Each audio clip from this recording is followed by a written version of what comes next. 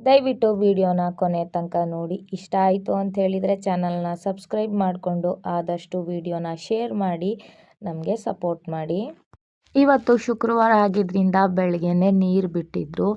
ನಮ್ಮೂರಲ್ಲಿ ಇತ್ತೀಚೆಗೆ 4-5 ದಿವಸದಿಂದ ಬಿಡ್ದಂಗೆ ಮಳೆ, ಗಾಳಿ, ಚಳಿ ಇರೋದ್ರಿಂದ ಬಟ್ಟೆ ತುಂಬಾ ಇತ್ತು, ಒಗ್ದಿರಲಿಲ್ಲ. ಹಾಗಾಗಿ ಬೆಳಗಿನ ಮನೆ ಕೆಲಸನೆಲ್ಲ ಮುಗಿಸಿ ಮಕ್ಕಳಿಗೆಲ್ಲ ತಿಂಡಿ ಕೊಟ್ಟು ಎಲ್ಲರೂ ಕೆಲಸಕ್ಕೆ ಸ್ಕೂಲ್ಗೆ ಹೋದ್ಮೇಲೆ ಬಟ್ಟೆ ತೊಳೆಯೋಕ್ಕೆ ಅಂತೇಳ್ಬಿಟ್ಟು ನಿಂತ್ಕೊಂಡೆ. ತುಂಬಾ ಬಟ್ಟೆ ಇತ್ತು. ಆದರೆ ಮಳೆ ಬಿಡ್ದಂಗೆ ಇವತ್ತು ಕೂಡ ಬೆಳಗಿಂದ ಸುರಿತಾನೆ ಇತ್ತು. ಹಾಗಾಗಿ ನಮ್ಮ ಮನೆಯವ್ರದ್ದು ಸ್ವಿಗ್ಗಿ ಜರ್ಕಿನ್ ಇತ್ತು, ಅದನ್ನೇ ಹಾಕ್ಕೊಂಡು ಬಟ್ಟೆ ಒಗೆಯೋಕ್ಕೆ ನಿಂತ್ಕೊಂಡೆ. ಕೈನಲ್ಲಿ ಯಾಕೋ ಇತ್ತೀಚೆಗೆ ತುಂಬಾ ಗುಳ್ಳೆ ಆಗಿಬಿಟ್ಟಿದೆ. ಹಾಗಾಗಿ ಬಟ್ಟೆ ಕೂಡ ಸರಿಯಾಗಿ ಒಗೆಯೋಕ್ಕೆ ಆಗ್ತಾ ಇರಲಿಲ್ಲ. ಅದರಲ್ಲೂ ಬಟ್ಟೆನ ಎಲ್ಲ ಕ್ಲೀನಾಗೆ ಒಗ್ಕೊಂಡು ಮತ್ತು ಎಲ್ಲ ಬಟ್ಟೆನ ಕ್ಲೀನಾಗೆ ಜಾಲಿಸ್ಬಿಟ್ಟು ಒಣಗಾಕ್ದೆ. ಆದರೆ ಮಳೆಗಾಲದಲ್ಲಿ ಬಟ್ಟೆ ಒಣಗಿಸೋದು ತುಂಬಾ ದೊಡ್ಡ ಸಮಸ್ಯೆ. ನಮಗೆ ಆಚೆ ಎಲ್ಲೂ ಜಾಗ ಇಲ್ಲ ಬಟ್ಟೆ ಒಣಗಾಕೋಕ್ಕೆ. ಹಾಗಾಗಿ ಸೈಡ್ನಲ್ಲಿ ತಂತಿ ಕಟ್ಟಿದ್ದೆ.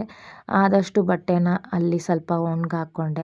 ಈ ಬಟ್ಟೆಗಳು ಒಣಗೋಕ್ಕೆ ಇನ್ನೂ 3-4 ದಿವಸ ಬೇಕು. ನಾವು ಹಾಗೆ ಚಿಕ್ಕವರಿದ್ದಾಗ ಯೂನಿಫಾರಮ್ ಒಣಗ್ಸೋಕ್ಕೆ ಒಂದಲ್ಲ ಪರದಾಡ್ತಾ ಇದ್ದಿದ್ದು ಆ ನೆನಪುಗಳು ಬಂದ್ಬಿಡ್ತು. ಮತ್ತು ಬೆಳಗ್ಗೆ ಮಾಡಿದ್ದು ತಿಂಡಿ ಎಲ್ಲ ಖಾಲಿ ಆಗಿಬಿಟ್ಟಿತ್ತು. ಹಾಗೆ ನಾನು ಅನ್ನ ತಿನ್ನಬಾರ್ದು ಅಂತೇಳ್ಬಿಟ್ಟು ಅಮ್ಮ ನನಗೋಸ್ಕರ ಚಪಾತಿ ಮಾಡಿದರು. ನೀರಿನಲ್ಲಿ ಕೆಲಸ ಮಾಡಿ ಕೈ ನೋವು ಇನ್ನೂ ಜಾಸ್ತಿ ಆಗಿಬಿಟ್ಟಿತ್ತು. ಏನು ಮಾಡೋಕ್ಕಾಗತ್ತೆ. ಆಮೇಲೆ ನಾನು ನನ್ನ ಮಗ ತಿಂಡಿ ಎಲ್ಲ ಮುಗಿಸ್ಕೊಂಡ್ವಿ. ಮತ್ತು ತೊಳೆದಿಟ್ಟಿರೋ ಅಂಥ ಪಾತ್ರೆಗಳೆಲ್ಲ ಇತ್ತು, ಅದನ್ನೆಲ್ಲ ಕ್ಲೀನಾಗಿ ಜೋಡಿಸ್ಕೊಂಡೆ. ಆಮೇಲೆ ಊಟ ಮಾಡಿ ಸ್ವಲ್ಪ ಹೊತ್ತಾದಮೇಲೆ ಒಂದು BP ಟ್ಯಾಬ್ಲೆಟ್ ತೊಗೊಳ್ಬೇಕಿತ್ತಲ್ವ. ಹಾಗಾಗಿ ನೆನಪು ಬಂತು. ಕೆಲವೊಂದು ಟೈಮ್ ನೆನಪೇ ಇರಲ್ಲ ನನಗೆ ಟ್ಯಾಬ್ಲೆಟ್ ಕುಡಿಬೇಕು ಅಂತೇಳ್ಬಿಟ್ಟು. ನೆನಪು ಬಂದಾಗ ತಕ್ಷಣವೇ ಕುಡಿದೆ. ಆಮೇಲೆ ಮಗನ್ನ ಸ್ವಲ್ಪ ಹೊತ್ತು ಮಲಗಿಸಿ ನಾನು ರೆಸ್ಟ್ ಮಾಡಿದೆ.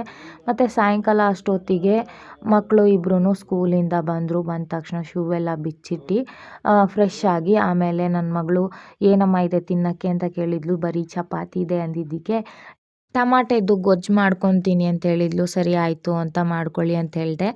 ಟಮಾಟೆ ಗೊಜ್ಜು ಮಾಡಿಕೊಂಡು ಅಕ್ಕ ತಂಗಿ ಇಬ್ಬರೂ ತಿಂದ್ಕೊಂಡ್ರು. ಆಮೇಲೆ ಅಮ್ಮ ಮನೆಯವರು ಎಲ್ಲ ಕೆಲಸದಿಂದ ಮನೆಗೆ ಬಂದರು. ಅಮ್ಮ ಸಾಯಂಕಾಲದ ಪೂಜೆ ಮಾಡಿಕೊಂಡ್ರು, ಶುಕ್ರವಾರ ಅಲ್ಲ ಅದಕ್ಕೆ.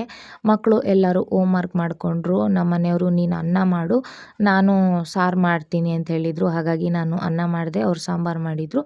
ಎಲ್ಲರೂ ಊಟ ಮಾಡಿಕೊಂಡು ಮಲ್ಕೊಳ್ಳೋ ಅಂಥ ಟೈಮ್ನಲ್ಲಿ ನನ್ನ ಮಗಂದು ಕಿರಿಕಿರಿ ನೋಡಿ ಹೆಂಗೆ ಕಿರಿಕಿರಿ ಮಾಡ್ತಾ ಇದ್ದಾನೆ ಅಂತ ಹೇಳ್ಬಿಟ್ಟು